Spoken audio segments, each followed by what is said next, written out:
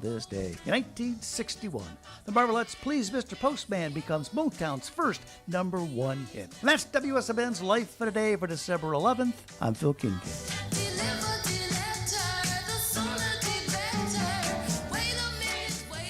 The views and opinions of the following show do not reflect those of WSMN, its owners, and/or associates. Lisa and Robin are two fun friends diving deep into conversations where nothing is taboo. They believe in eating dessert before dinner and wearing the bikini. They're allergic to labels, authority, and cheap shoes. Currently, they're launching themselves through life being the good time, bold enough to take risks and inquisitively asking, what's next? They hail from New Hampshire, but they could be anywhere dressed in cute clothes. If they had to share a tombstone, it would read, "Curiosity killed these cats." Your hosts, Lisa and Robin on the mic.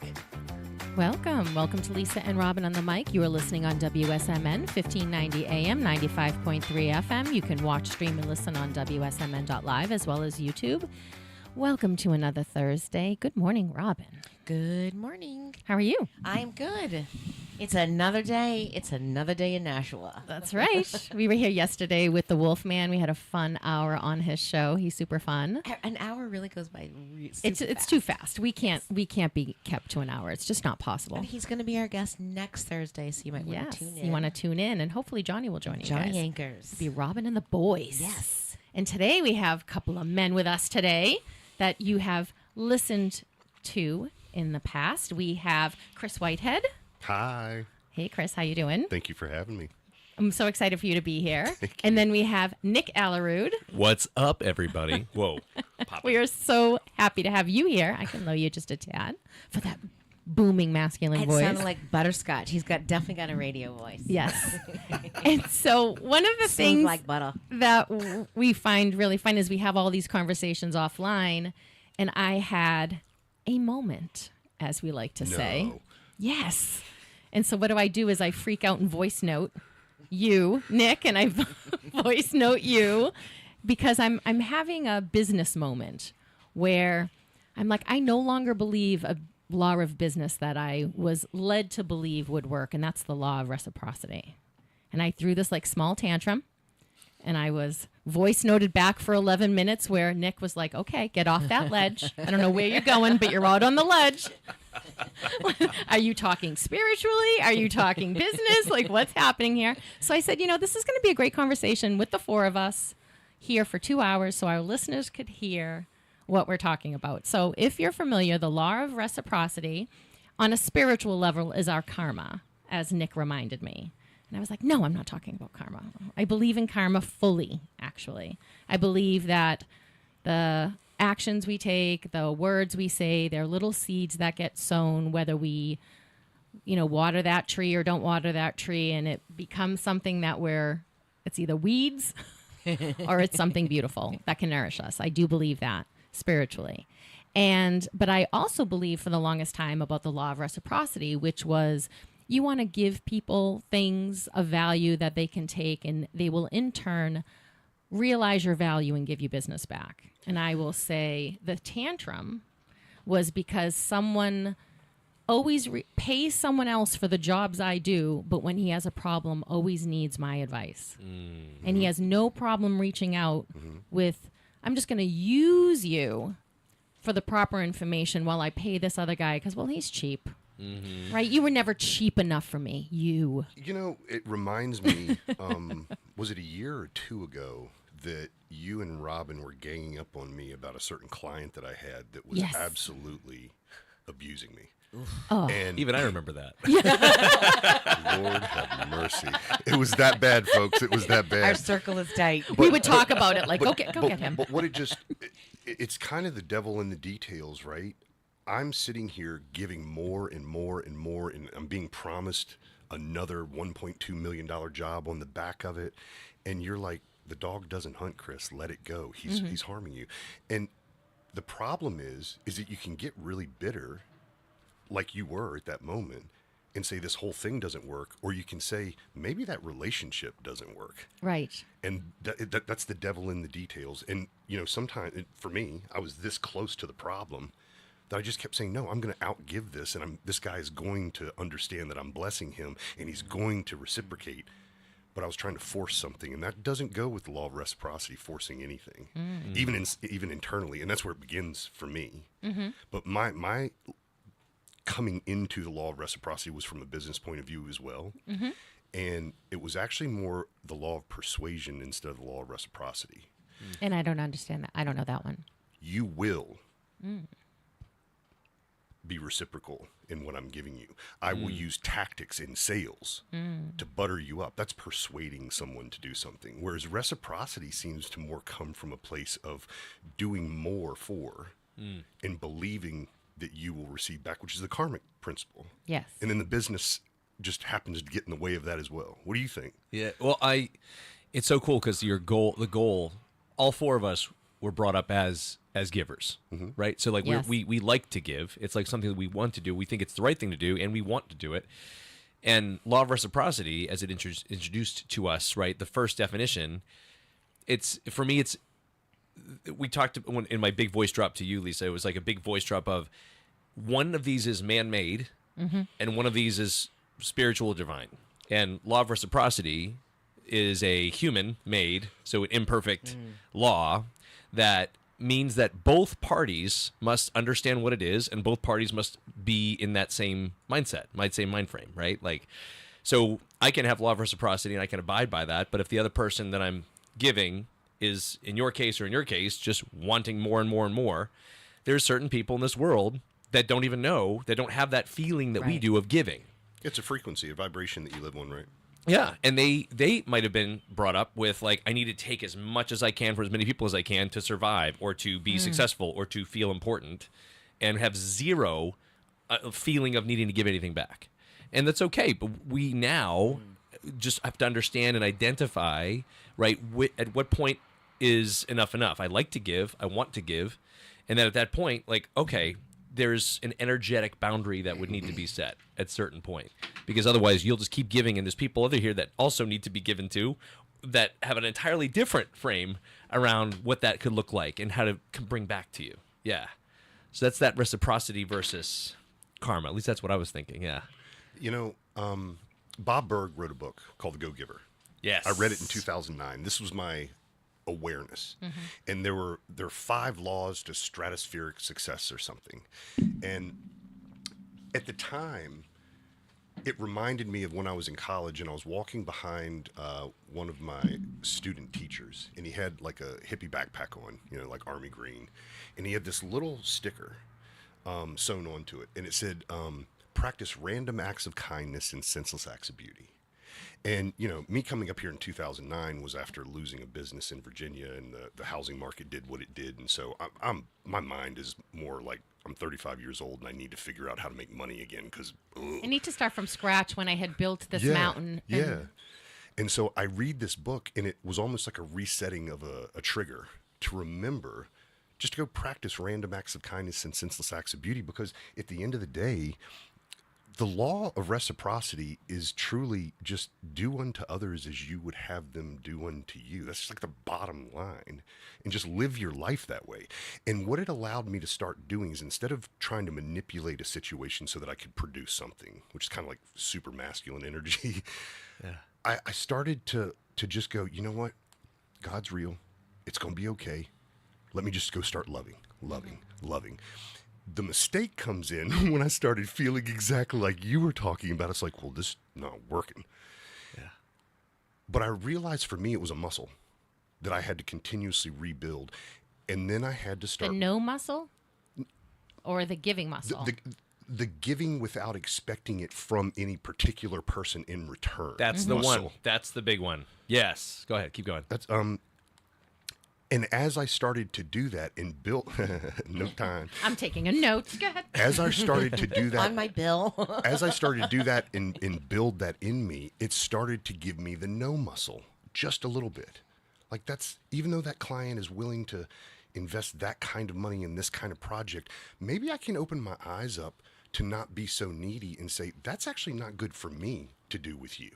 I can start making better decisions for me. And so I go out of a place of desperation and truly into a place of abundance. And that's what I've been working on ever since. That was 2009. We're 2025. Robin and I have grown a lot. And a lot of it has to do with us saying yes and being willing to make a mistake, and then not remembering necessarily the emotion of the pain of the mistake, but the lesson inside of it, and then just making a different decision. Yeah, that's beautiful. And the attachment, right? In my work, whether it's business or non-business, the attachment to any outcome is the disease. Yes. Like That's is a human disease. It's a human disease, right? We want to be able to, and especially with the way we've all been trained, like we can build and we can grow and we can achieve and we can hit targets, and like that's healthy to a point, but it's the process of getting to the target. And if you never get to the target, it's not about the target. It's about the becoming. So when we do this in business, when we have an expectation, it's more like, what if I gave for the sake of giving and have zero understanding this person might never give me anything before? Does that still make me feel good in my body? Right? Yeah. And maybe it's not that person. Maybe it's an entirely different. You know what? No, it doesn't, because I've already given so much to this individual, you know, and so I'm now going to take that energy and give it to somewhere else that I think can feed me more. Right? And how do we give to ourselves? Yeah. And I was thinking this particular person, how, you know, what starts off as, I understand, you know, you meet a lot of people in real estate and they're like, I have an agent. Of course you do. And you do all of that. And so and I also work with some people. So I have my clients that are happy to just work with me. You know, even if I don't bring them a deal, they're like, she's going to be my agent because she's my agent and I use her all the time. And we have a relationship, and they're very loyal in that. And then you have people who say, I'm not going to get into bed with you. And it's like, great, because I don't want to be married to you either. But then they'll come on, you know, on the back end and be like, I don't want to be married to you, but I know you have a lot of deals and I kind of want to be in this. It's like, yeah, but you can't usurp my clients. My clients get me first because they're my clients. I have a fiduciary responsibility to them. I have no when it's convenient, you want a fiduciary responsibility, and I'm happy to do that on a one-on-one basis for you, since that's what you want. But I don't owe you what I owe these people. And then you have these other people who I pay other people. I'm constantly telling you I can't afford you, or, you know, other language like that, but I am desperate to mine every single. I'm running everyone else's opinions off you. I want it now. Like, I'm snappy. Like, if you don't answer my phone call and I've left you a message, like 5 minutes later I'm texting you and I'm saying, hey, I haven't heard back. And it's like, who do you think you are? And then it's like, well, is it my fault for when I do have time and How do you respond to it? Well, at the moment I was like, I'm not dealing with that. You're not my problem right now. That's not my problem right now. You have a relationship with someone who can fix that, and it's not me. And I know you've been unhappy with them, but that's what you get what you pay for. Did you say that? Yeah, sorry. that's what I was getting ready to ask. I didn't, You just because ignored it. I've said that for 4 years prior, which is why I've stopped. Because at some point, you know, this is no longer a relationship. Not because I ever expected. I'm happy to help when I can. If I'm in a group setting and we're in a networking thing and we're shooting the breeze and we're figuring out like what's going on and we're storytelling, that's fine. But you consistently pay someone else. You constantly say out loud in front of other people how expensive I am. I don't even do the job you're talking about anymore, and I was never expensive. Actually, anyone who came to me, I was free because I made them more money than when they came to me. So I'm actually free. Do you know which is embarrassing. So on some lines. That particular client that I was talking about from a couple years ago, I wrote him an email and said, I don't ever want you to contact me again. And I just wonder, if there's an opportunity for you to just like say your piece in a really polite way. I mean, I didn't say anything rude, but I just was like, this means if I see you out, I'll wave, but I don't want you to take any effort to reach out to me. Because I think our relationship is done. Well, go ahead. No, you go ahead. Will you turn my mic down just a hair? Yes. Well, it's like what we're saying. The reason why it gets you triggered. Wait, now it's a little more up, up, up. I can hear you fine. Okay.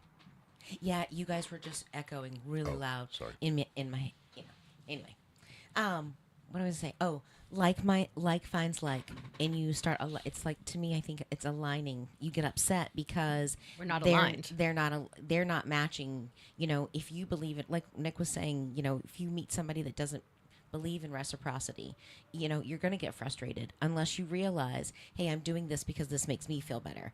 I said when my kids were little, I always sent their dad, despite how I felt about him after our divorce, I always sent him a happy birthday or a happy Father's Day. I did it for me. I didn't expect anything in return because that's who I want to be. And I want my kids to look back and being like, yeah, my mom didn't badmouth my dad or didn't have any influence on that. I didn't expect anything in return from that. And I feel like the older I get, like I was telling Chris, I only want to align myself with people that have everything we do is value for value. It's that exchange. So being aligned with, well, I wouldn't say everybody, but in my circle, everything should be a value for value. And then it's, well, I forgot what you saw. I called it a faucet or a drain, and you called it an anchor. Oh, anchor and a motor. Yeah. Yeah. Anchor and a motor. Yeah. This is so good that, Lisa, you actually do get to release this on the air too, because it's important for everybody to hear this, right? The one thing I wrote down, Robin just said energy for energy, value for value. And as a part of this, it's funny because we experience this in this life. Typically it's dollars and cents versus effort put out or relationship or whatever it is that's in our head. And that's how Chris had it too, right? With the dollar value of money, what is that worth? And the fact that, first of all, it's so good you're getting to release. Yeah. Because if you don't, you hold that in anyway. And that's energy that's a drain or an anchor to you. And now, like, talk about a completion. There's all of our day. I think this was on the show before, like, in our days, in our weeks, in our years, we have all these little energy sucks that happen in our lives. And even this client, I bet, or this not a client, He's this never person been a client. Yep. has probably zero understanding of all this energy he's driving up in you, because he doesn't have the same programming, the same stories, the same belief structure as you do. And you are just, as an empath, you're feeling everything. You're feeling how you would react. And like this person, what I've found, these drains, right? They're not necessarily even doing it. That's just who they are. Yes. And the energy that we're giving to it, even then, we have to allow it to Yeah. express. Otherwise, Instead of being emotionally attached to my no, it's like, no, I'm sorry. Yeah, and Yeah. the completion that Chris had with his client, like when you are able to make that energetic boundary Correct. verbal, it brings a little piece of your soul back into you to kind of express and then go into that manifestation stuff, which we'll Paul next hour. That's, man, on the same track. So I have a, may I? Yeah. So I have a question for all three of you. And then I'd like to share mine too. What is your experience with growth in relation to the law of reciprocity concerning relationships, finances, and manifestation? Oh, Robin, you going first? Well, let me see. I got to write them down. First, I would like it to, this is when I started to really become consciously aware of reciprocity. Because I think everyone in here has probably always done it without even knowing that you're doing it or what it's called. But you became consciously aware of reciprocity. And then what is your either upward or downward or flatline growth with this law? Because the reason that I'm asking is I think so many people talk a lot, but they don't be a lot. I'm not talking do, I'm talking be. And this particular law has a lot to do with essence, who you are, right? And the more that you believe in this law, I think the more that manifestation comes to you more effortlessly. Okay. Got it? I'm bursting. Who's first? Robin. Because I don't want to I feel like I'm going to be taking up the stage for a few minutes on this one. Let me grab this mic and walk. She's She's gonna start pacing. No, I actually think that I do believe in. I think one of my biggest struggles is I do believe in reciprocity, but I also think that's a choice because, it is a definition defined by, people made that word up. Hey, if I do good, I get good. But I also believe in the energy. I don't know that I would call it in the energy space reciprocity because it's a man-made word. That's a made-up word. But I do believe it. I do believe value for value. I do believe that you attract. I do believe that like finds like. I had a really big decision to make, and it was asking me to lay down one of my biggest. I had a lot of fear associated with it. But the reason why I struggled with it is because I knew that if I were going to do this for me, I had to be able to be okay with it if it never came back to me. And that was my biggest struggle. So I do feel like I'm going that way in all aspects of on all three. You said faith, or finances, family. No. I said relationships, financially, and manifestation-wise. Yes. So relationships, definitely. I feel like I'm only wanting to align people or allow in my circle that if I feel that there is a value for value, that we are like-minded and we resonate. For manifesting, I do believe one of the hardest sticking points is we have a hard time attracting it to us because we don't feel like we deserve it. Or we have a bad, a negative thought surrounding that's keeping us from the power of. Yeah, it's the be, do, have method of attaining things. You have to be it first. Yes. Then you do the actions, because it doesn't, it's not always true. It does sometimes just materialize. But it's usually you be it, then you do the work, and then you trust in the fact that you have it, that's where the belief comes from, right? Yes. Yes, because your beliefs create your reality. Mm-hmm. And so I feel like sometimes we fall because I feel like the thing that we're asking for or the thing that we want to attract to us seems unobtainable, or it seems bigger than ourselves. And I feel like our own self-doubt, we are our own biggest problem. And so that's my issue about trying to get out of my own way. Which means we're also our biggest solution. Yes. Yeah. Yes. Yeah. Yes. I was in my 20s, and I remember there was this truck called an Excursion. And I was in a little Ford Escort, worth $3,000 or something, right? And I just started my business. I'm 24 years old. And we drive to look at this truck on the lot, and it was like, I opened the back doors. I could lay in all 6'2" of me and not touch anything. I was like, this is awesome. I want one. And I saw the price tag was $40,000. How on earth am I ever going to afford a $40,000 truck? And so kind of the answer that I've experienced to your question is it's okay to feel that fear, but it's also okay to have that little seed in the back of your head and just let your unconscious mind start to work out how it's going to happen. I just have to know that I want it to happen. You know what I mean? Well, I think, scarcity, fear, and doubt are all resistance. Yeah. And I think in order to getting our solution is releasing resistance. Yeah, and the becoming. So let's I think we all have something similar to that, right? Like in where I grew up, and I know we're kind of going a little off topic because I can't wait to hear your share, Lisa, but I left my home at 15, right, unsafe, and had to bought my first car at 18, 1989 Ford Taurus. Bought it myself, $1,000. And what is it with you and Fords, both of you? It was cheap. What we could afford. Yeah, it was cheap at the time. And I remember buying my car, and the opposite of manifestation, I remember being like, I will never be homeless because now I have this vehicle. Wow. Like, that was literally the first thing came to me, and that became a pattern for me. Every time I would get something else, like, okay, Safety, now I'm in real estate. Safety, all the way through.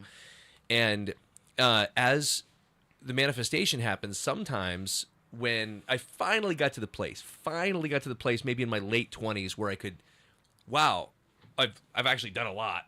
Maybe now I can have that, but having to work through the worth and scarcity stuff. And for instance, I did this vision in 2006, which I didn't necessarily even believe in. I was forced to do one of those envisioning exercises and write it all down.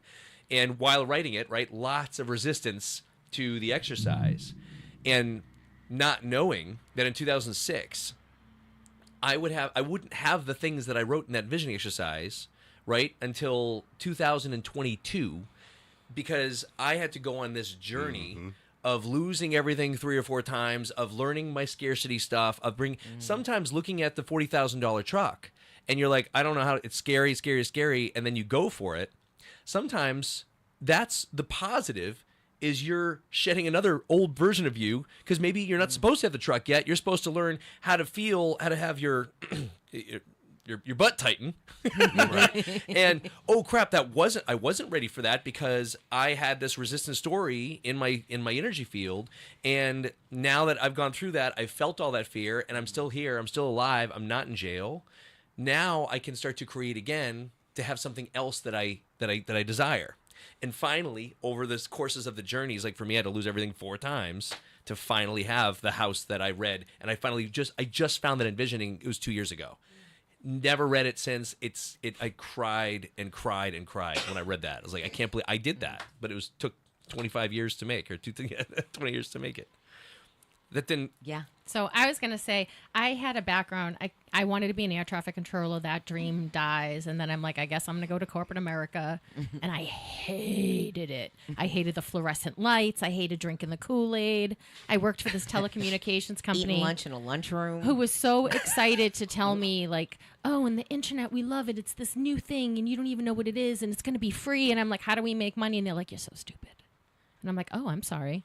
I didn't know we were going to have this free thing. Like, how do we keep our lights on? And I'm a business person. I'm math. All the time in my head, math, right? So I'm like, how does this even work? I must be stupid. I don't know what's happening. And we have so many businesses that listen to us. I thought this is kind of an interesting topic. That's why I wanted you here. But I came from this corporate America so that when I started my real estate business, I had this spiritual karmic piece where I'm like, I get to say however this is run. Right? I get to do it however I want. And one of the things I wanted was to believe in the karmic law of reciprocity.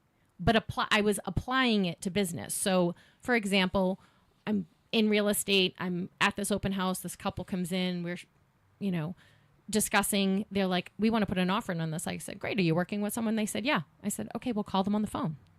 They were like, can't you just write it up? I go, I could, but you know how we get paid, right? So how long have you been working with that person? Oh, we actually, she showed us property all morning. We just happened to see this open house and came by. I'm like, okay. So I called the woman on the phone. I said, hey, they're ready to write up an offer. I'm going to send them to the office, meet them over there.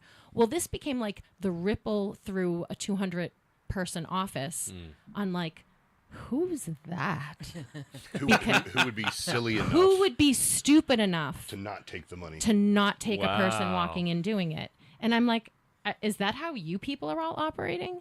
Right? Yeah. Is this such a cutthroat business that you have to steal people? So I can't tell you how many times in that. And then another woman, she did all of our Japanese clients. And she came in, but she didn't know how to use the software. And she had an assistant, and the assistant was on vacation, who was never supposed to be on vacation when her clients were in town. And she didn't know how to write up the offer. So she's like coming to me, like with paperwork. And I'm like, do you want me to write up this offer for your client in English? And she's like, yeah. So I didn't have anything to do. It wasn't like I was putting off work for me. I'm like, all right, let's bang this out. Right. So I get it out. So every Monday we would be given cash if you put something under contract. Is like an incentive to show up to the meeting and also to put stuff under contract. And it's funny how much money we would make, but if you'd give us $100 in cash on Monday, we show up Monday like all bright-eyed and bushy-tailed, like, where's my 100? Yeah. It's like, you're going to make it, like, I don't care, I want my 100, So she gives me her 100, and she gives me the next 100 and the next 100 from her deals. And they're like, what is happening? Why is Lisa getting your money?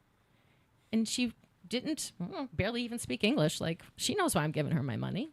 Like, so that, to me, was the law of reciprocity. Yeah. You could have turned me away. I could have been struggling. She should have went to her broker. That's what he's there for. But he was golfing that day, right? All this to go into how I wanted to run my business. I wanted to be generous. I wanted to be knowledgeable and be an expert. But I also wanted to pay my bills. And I wanted to see people see my value. And I remember the first time I could fire someone. And then I fired like a whole bunch of people. And the person who Just gave me because I advice, could. well, the person who gave me advice about firing was like, is this really going to go anywhere? You can pass them up. And then I realized, wow, I'm working with a lot of people who were telling their wife, honey, we're going to get you that second home, but he has no intentions of getting her that second home, but it makes her happy to go out on weekends and do it. But I don't get paid by the hour. So that becomes a like, oh, I have to nip this in the bud, you know? And so then come into like where I am today, that particular person, I felt it was the insult of that I was always too expensive. And I was like, but when you're making money, if you're making money off of my advice, isn't that the most valuable thing that you can purchase? So I was thinking at the time, well, we're not energetically aligned because you don't find any value in me. You don't find value in 20 years of experience, 18 of them fixing the problems that you have. And because I'm so far away from the situation, I would have said, duh. How Right. long has this person been not valuing you? Right. And so then you start doing when he would say, I would say, you know what? I have the perfect answer. And even better, I would do all the work for you, but you're going to hire me. And then I would stop answering the questions, but it didn't prevent the battering of. Do you remember Lonnie? No. My friend Lonnie? No. He passed away during COVID from the ventilator machine that they put on. Okay. Yeah. I remember Anyway, the story at least.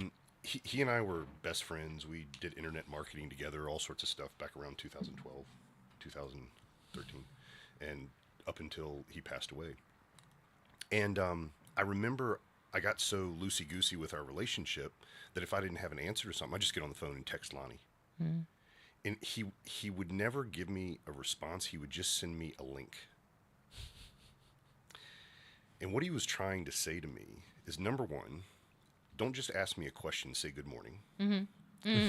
Number two, did you try to find out for yourself before you reached out to me? And so he was putting a boundary up there. I'm sad to say that it took me a year to Figure it out. to see what he was doing. And I just wonder, there's so many different ways to communicate with people and not put ourselves in that hot seat again. Yeah.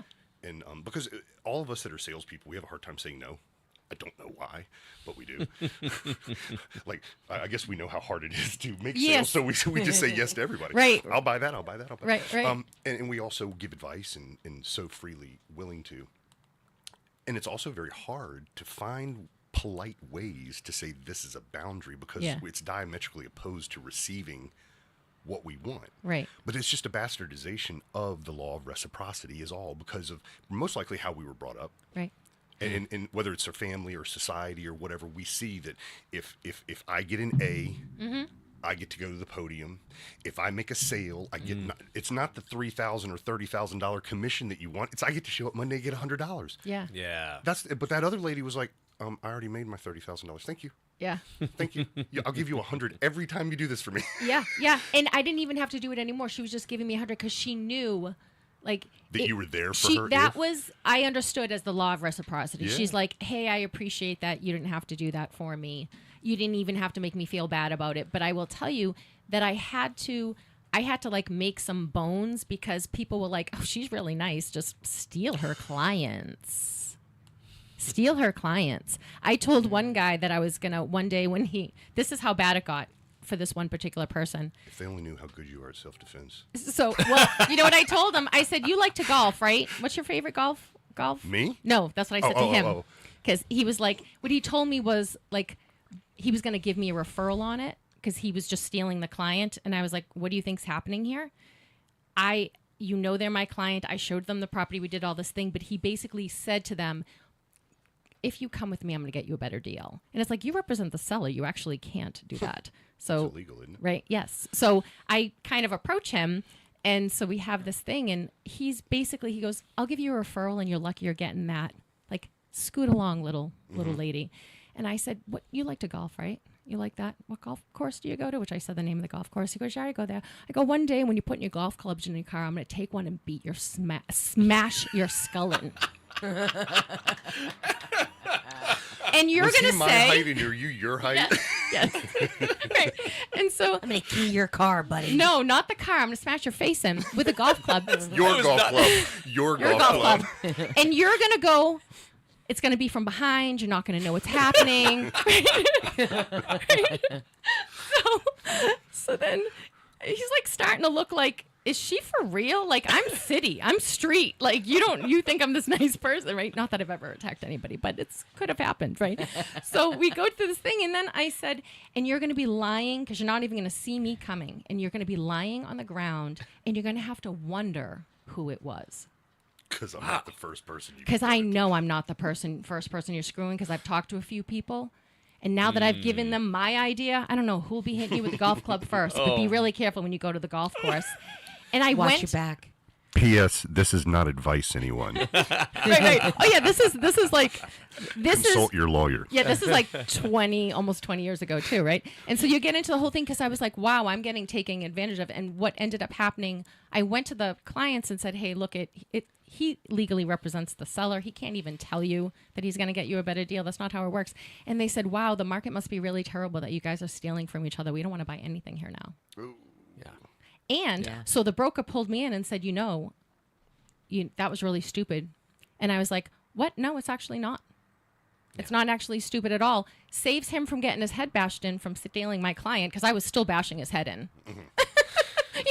When you take that, little girl. I literally every time I would have seen him, I would have been like, watch your back. Right. So I'm like, it prevents him from, like having an altercation. Because in my head, I was like, if you get in that check, I'm hitting you that many thousand times with this golf club.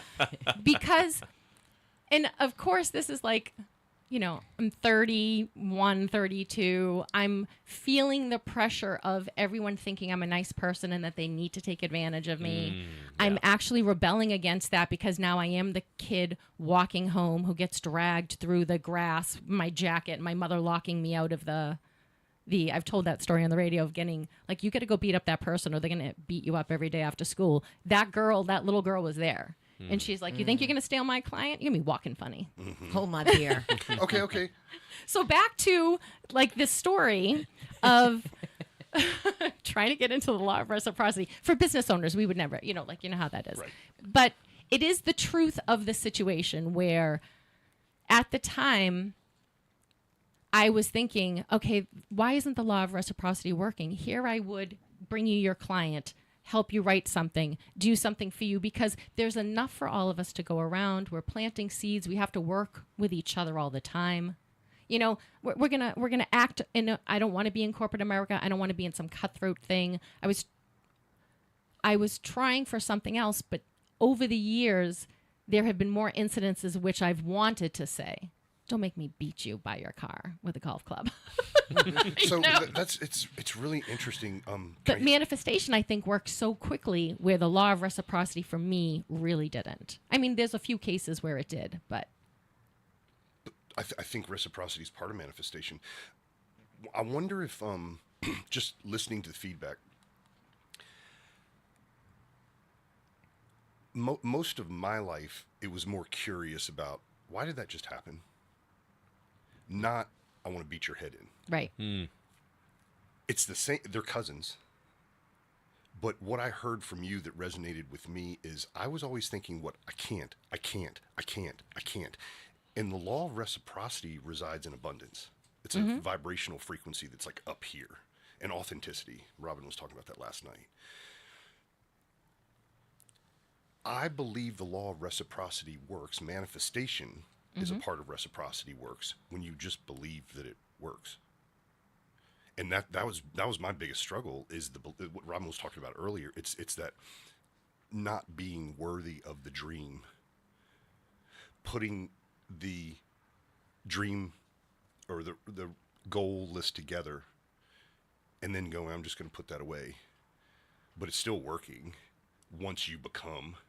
How many times have I made decisions like you, Nick, where I just went and got the thing because I was like, I can afford it. But I didn't believe that I was worthy of it, so I found a way to get rid of it. Whether it's a relationship, a house, a car, an employee, doesn't matter what it is. Yep. So that's the whole idea of being. And I wonder if this is, in part of what Nick was saying, is by you verbalizing it, if this is just you getting rid of the last little dregs of not being the law of reciprocity for you, because it's like, I don't deserve this in my life anymore. That's what you, and what's weirder about it, that's part of what you helped me with that client a couple of years ago. You just, Chris, what are you doing? I kind of said to you, you would be better off not working at all. Yes. And I agreed with you. Like and literally. I still went back. Yeah. And I'm like, oh, I thought we worked that out. And it was like it because at least rest is more useful for you than paying to go to work for this guy. Mm-hmm. Yeah. Mm-hmm. And, Wow. And I had integrity wrapped all up in it. And well, because you said I'm going to be good to my word, and it's like, but he's not good to his word. Right. But, and I literally hear you having the exact same conversation. Okay. So the question that I asked, what's your experience with growth in relation to the law of reciprocity? So not the don't, but the do. Okay. Relationships. So in my relationships, I'm a giver. I want to, if we're in a relationship, a real relationship, I want you to know that your car's broken down, I'm there, not for acquaintances, but for my people. Your group. Right? My group. You need something, I'm reliable, I'm here. And what's your experience with reciprocity? I think 100% fine. Okay. Awesome. You receive at the level that I you give, probably or- have a trouble receiving because I'm trying to give. that's not a bad problem. Right. So You don't really focus on it, is what you're saying. I don't Like, care. you feel Right. harmony. right. Okay. Financially. Financially, I will say 50%. Okay. So I feel like there are so many times that I'm worth more. Do you fail fast? I don't know. Do I feel fast? Or I do feel you- like or- I feel often. I fail Do you- often. Okay. So failing fast, the way that I meant it anyway, is that you don't make the same failure again and again and Oh again. no, You I make the same mistakes a while. So that's a I feel slow. so there's a resistance part there. Nick can probably speak Yeah. to that. Okay. And then what about manifestation when it comes to reciprocity? So I think they're completely separated. Me too. Okay. So for me, I've put out a bunch of things on this radio show, and like magic, they've come through the door. But I haven't necessarily asked for everything that I'm looking for. And I don't know if it's because I'm really trying to reconcile this law of reciprocity, because I'm thinking maybe because it's a man-made law, I need to name it something else so that I can feel it more fully. Can I share something with you? Yeah. Okay, so this is from Bob Berg's book, The Go-Giver, and it's the 5 laws of stratospheric success. And this is how I believe that it works with manifestation. Just see if this makes any sense to you, or if you're like stupid. Oh, you're like that doesn't work, Chris. I'm punching myself in the face. Go So ahead. the 5 laws of stratospheric success. See that reciprocity came right back. I'm glad it wasn't a golf club. Number 1 is I didn't hurt him. I just stared at him at every meeting after that. Number 1 is value. Your true worth is determined by how much more you give in value than you take in payment. Okay. Number 2 is compensation. Your income is determined by how many people you serve and how well you serve them. Mm-hmm. Number 3 is influence. Your influence is determined by how abundantly you place other people's interests first. Mm-hmm. Authenticity. The most valuable gift you have to give to others is yourself. Mm-hmm. Receptivity. And this is how I believe the law of manifestation is linked to what we're talking about today. The key to effective giving is to stay open to receiving. Yep. That's the one that I have struggled with Amen. of all of these my entire life. Because I was a little baby elephant tied with a big chain to a stump. Mm-hmm. And then I became a real big elephant, and they put a little kite string on my leg. And I go, I can't move. Mm-hmm. I don't deserve it. And all of the work that I've done in personal development since I was 20 years old, God, I can't believe I've been doing it that long. It's 32 years. Has been, I am worthy. And that's what I hear you. That's what I hear you saying with all of this. But I believe that when you are willing to receive, because you're doing all I think I'm these, pretty worthy, but I'm like, wow, why don't you see I'm worthy? I've given you ample opportunity to have the option to come to that conclusion, but you don't. have you ever been in a place where you're like, I really want to date that person? Back in the day? Yeah. So much so that it excluded everyone else. Like, Yeah. that is my target. Yeah. I'm target fixated.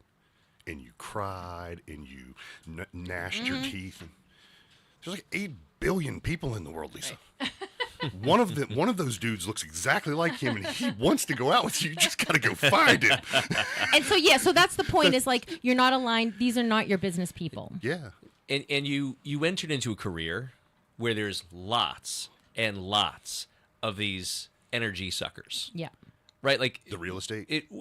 sales, but real estate sales, car sales, like Yeah. you were strong enough to go into this career knowing, and these are all lessons that you're learning now. Mm-hmm. These are all you protecting your energy now. I was going to say, all those laws, right? That last one, being able to receive. There's a part of this though, and I have this vibration. We talked about money. You know, in one of the self-development courses I took, right? Like they always had you finish the sentence, right? Like, because time is, and people say, Money. but the actual answer, time is your most valuable asset. Time is your ultimate, the blessing that you have every single second of every day. Money is such a low vibration to energetics. And when you have people in this world, you're putting, in the work that I do, you're putting energy on, there's going to be more and more people that you won't know who's who, that are going to want to take their energy because that's how they've learned to survive. Yeah. And they have zero feeling, empathy. They have zero of what you have. They have zero of that needing to give energy. They're just, I'm programmed to take. I'm the crab at the bottom of the pail. I'm pulling all the other crabs down so no one can get out. Yeah. And they're okay with that because that's how they've learned to live. And so you get to now be the strong Lisa that you've learned to be. That in the growth in your business is like, you're going to have more of those people. And how do you not go immediately to, I'm going to beat you over the head with a golf club and take it and just sort of bring it I feel in? like I've grown beyond that. You 1,000% have. The fact that I didn't beat him with a golf club just shows Is why that we're here now. This is why, because, it was really funny and it's so funny because I remember everyone's like, who is this person? This is the person we thought was, because I would hate when people would say, oh, she's so nice. I'm like, don't call me nice. I want to be kind. I want to be generous, but nice. Ugh. There's a weakness to you. Is that you Yes, felt I weak? felt like you're seeing me as weak, and don't mistake my generosity. And really, it's a generosity, And standing up for myself in that scenario was like, I better start laying down the law here because you all are. I won an award being voted by all other realtors that the realtor you won on the other side of the table is Lisa. That's She's awesome. going to get the job done. Your deal could be dying. You bring her your problem, the deal's not dead. So I actually won an award. So people were like, oh, whatever she has that we don't know what it is, but we want to siphon it from her. And then I started to feel like, okay, now we're on. Like with that one particular person. And I think it was his attitude towards me of like how lucky I was for him to throw back 25%. It was that made me want to smash his face in. Yeah. Yeah. So feel it. Let that come up. And there's 10,000 more of him Yeah. that are waiting to have zero feeling and zero energy, where you have all this energy that's all stirred up in you. Yeah. This is the work. This is your work. Yeah. To be able to hold that energy and protect your boundary. Yep. And we all know, just a big shift that I made, it was only in the last 5 years, I stopped making any decision that had to do with because it was financially beneficial. My receiving became everything else. Like energy, and most of my receiving, as we're learning here in this, right, is even if it made no financial sense, to shut something down, to stop the energetic drain from this client or this person or this branch of business, to stop. And it was the opposite of what I had been trained to do. And that was the beginning of me finally embracing all of the other energies that allowed manifestation to take place. And I thought that's where That you were makes going to go sense. with this when you said that money's such a low vibration. Yes. Because what I thought you were saying is that you're residing up here, and you come down here to this vibration, and that's where all of those crabs reside. They go, she's here. She's one of them. She smells really pretty. Instead of you just continuing to do this, and then siphon the money siphons eventually, and that's what most people, including me, I've made this mistake so many times. The analogy of the old pump handle in the ground, Yeah. you have to prime it, Yeah. and if you Yeah. stop priming it, the water won't come. But once you have fully primed it, you can let go of that handle, and the water just comes out of the earth that way. And the test that I've experienced in my life on so many different levels with it is the primer. It's like, that was 37 pumps and I'm going to get it. And then I set a new goal and I go, it's 37 pumps, 38, 39, 522. I don't really want that anyway. Yeah. Yeah. Instead of holding on to whatever energy allows me, because, and this is what I thought you were saying, Nick, once I can get this high, I know my rubber band can stretch that far. Now it's, do I want to stay here? Or do I want to let these influences come and try to distract me? And what my experience has always been, and I learned this in Al-Anon years ago, in the growth, you go up this mountain, you feel it, and then you plateau. And then right before you go up the mountain again is when all of this stuff shows up. And it's how we show up as to whether or not it's going to do it. Yeah. Whether we get to climb. And that's the weird part. So it's like, oh boy, the growth that we're experiencing right now is everything I asked for. And I'm angrier than I've ever been in my life because it's hard. It's painful. No, I thought it was going to be this. It's not. Yeah. But, and that's kind of what I thought you were talking about. And for me, forever, money was God. Money, and I didn't realize it was the security and the safety. Oh, yeah. And then I realized it just kind of That's all it is, but actually. it goes away. Yeah. And I actually don't need any of it to survive. See, do you know who Dave Barry is? He's a comedian who writes really funny books. Okay. He does this great book. It's his financial advice book. And it's like, we used to not have money. We used to have like cows. He'd be like, I'll give you 2 cows. You give me a barter cow. system. The barter system. And then he's like, and all of a sudden squirrels came in and we were like, we can't keep track of these squirrels. And so we gave it, we assigned it at the dollar value. And so whenever I think of, money and all of that, money is not the measure of everything. Right. Do you have a good life? Do you have a good business? Can you look at yourself in the mirror? And my whole thing with even threatening that man about is he going to look at himself in the mirror was we operate on 2 different planes. And you're threatening me. And you're threatening me financially. And I can't threaten you financially. So I'm going to threaten you the way I know how to threaten you. Yeah. I'm going to sense. threaten you in a way that's going to make you look over your shoulder, but I know you're not just looking over your shoulder at me, and I'm going to remind you of that. And you know what's really sad for that guy is if he hasn't changed, he has 330,000 Lisa's thinking the same thing. Oh, about he him has right a couple of ex-wives who now. That's his law rob of him reciprocity. blind. But that's his law of reciprocity. Yeah. Yeah. Yeah. Because it works both ways. Yeah. And you went to relationships. That's funny. The first, when you started telling your story at the beginning, Yeah. first thing I thought of is that so he, draining you for information, draining you for all this stuff. And I was thinking to myself, can you imagine his wife? Can you imagine looking at every other option that he could possibly have, using them for what he needs to use them for, but, still checking in at home once in a while, right? It's the Yeah. same energy. Yeah. Yeah. And thus you said 2 ex-wives. It does make sense. Oh, no, I was Checks talking out. about the guy who, that I was threatening with the golf club. Lisa's story is the perfect story for this time of year. It's called Scrooge. Yes. That's Yes. all it is. Yeah. And he had past, present, and future ghosts come visit him to show him and scare the ever-living Dickens Yeah. out of him. Didn't mean to bring the Dickens Yeah, part in. yeah. That's but fine. to scare him so badly so that he could wake up to be present and in the moment. The cool thing is you're having this conversation in awareness, and there's so many people that all they know how to do is continue to take. Yeah. Well, stay tuned because we have another hour. You're listening on WSMN, 1590 AM, 95.3 FM. You're listening to Lisa and Robin on the mic on WSMN.live. Come back. I promise. I will not threaten anyone else for the next hour. But stay tuned. We're here with Robin, Chris, and Nick. We'll be right back.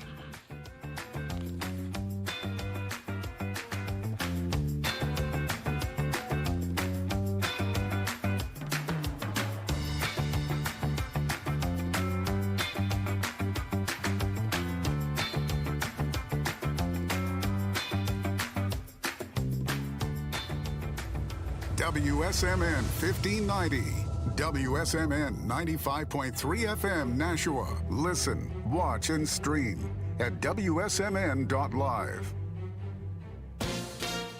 Hey, ABC News, I'm Sherry. Preston, reaction continuing to come into the U.S. seizure of an oil tanker off the coast of Venezuela. ABC Chief Global Affairs Correspondent Martha Raddatz says the move is a major escalation in an already volatile standoff. Sources telling ABC News the tanker called the Skipper was heading for Cuba. It was previously sanctioned under a different name back in 2022, and satellite images show the tanker loading crude oil at Venezuela's Jose oil terminal just last month. The Senate is poised today to reject legislation to extend Affordable Care Act tax credits for millions of Americans.